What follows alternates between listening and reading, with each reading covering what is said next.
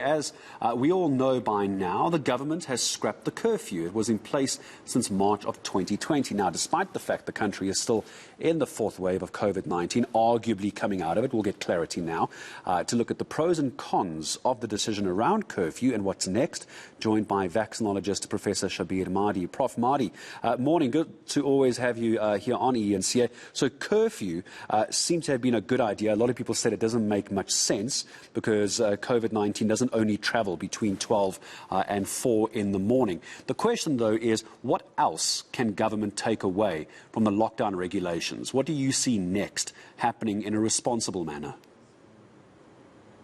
Yeah, good morning. So I don't think the main reason for curfew was to try to reduce the spread of the virus. It was really to try to reduce the consequences of trauma that occurs when people are, as an example, not responsible with their drinking behavior, ending up in accidents, ending up in hospital and putting pressure on hospital. But what else can be done? So certainly we've reached a stage in South Africa where we now probably have realized that we need to live with the virus.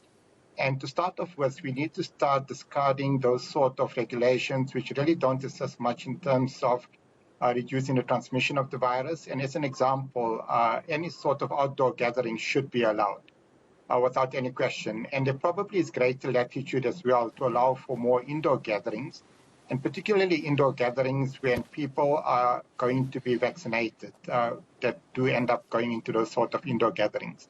Another important aspect as we head into the schooling year is without any reservation, the schools need to be opened completely without any qualification. And that is something that's essential. We cannot afford to continue inflicting harm on children by trying to put into place regulations which simply are not assisting in terms of reducing the spread of the virus or is of any benefit to children for that matter. If teachers are at risk of developing severe COVID, they need to take on the responsibility of being adequately vaccinated. It always seems to be a bit of a knee-jerk reaction from government as well, though, doesn't it? Because right now the numbers seem to be relatively low, Professor. But let's say, for example, we hit another spike come March, April, May of this year going into winter. The knee-jerk reaction is to then start shutting things down and cutting things off under the state of disaster. Or is that an unfair comment from my side? Well, I think initially it was, but the Omicron wave, certainly it wasn't. Government had a much more nuanced approach in that it didn't go to higher level of restrictions as the number of cases of Omicron started to increase exponentially, which it would probably have done in the past. And the stance that it took was rather to focus on whether healthcare facilities were coming under pressure. And fortunately, healthcare facilities didn't come under pressure.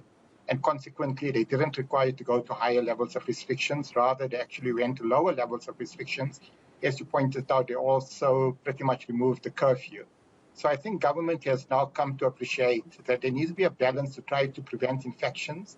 And the focus is no longer about preventing infections. The focus really is to ensure that people are adequately protected against hospitalization and adequately protected against dying from COVID-19. And that is not only a government responsibility, that also becomes a responsibility of citizens to do the right thing and to be vaccinated. Prof, I'm sure many people, especially in the sporting fraternity, would be excited to hear that you support the idea of opening up outdoor venues completely as well. Outdoor events, fresh open air, you can manage the social distancing, for example, at stadiums as well. My last question to you, perhaps just on the easing of restrictions. Would you go as far as to say the state of disaster should be lifted or just keeps scaling down on the levels of lockdown and what the intricacies are within each level? So it's unpredictable what the virus is going to do next, and there's going to be another variant that arises. But that's no reason and no excuse, in fact, for a state of disaster to be perpetuated. The National Command Control Council pretty much also needs to be disbanded. We need to have greater oversight in terms of the type of decisions government is taking, including decisions with regard to COVID-19 and our response to it. So I see very little role for either of the two. Prof, forgive me, maybe let me ask you one last question, if it's all the same to you, away from sort of the South African situation. I don't want to get into the Novak Djokovic, the professional tennis player's story, the politics of that. Just a quick one, just to help clarify something for us. One of the arguments from Novak Djokovic's camp is that if he is choosing not to get vaccinated, the only person at risk of getting COVID-19 is him. you can't spread COVID-19 by not being vaccinated and by being vaccinated. That's their argument. Where's your stance on what vaccination actually does in protecting other people, not just the individual? Help me understand that. Yeah, so with Omicron, it has become a bit more complex. In that, firstly, I need to state that people that are vaccinated are less likely to transmit the virus, including with Omicron.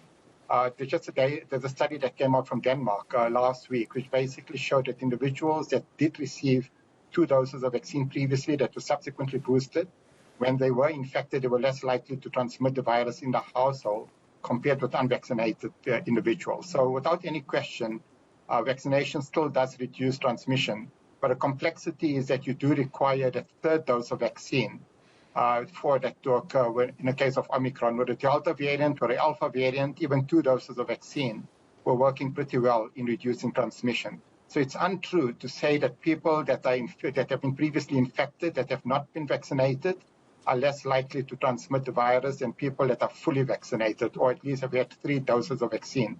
In the case with Omicron, with the Omicron variant.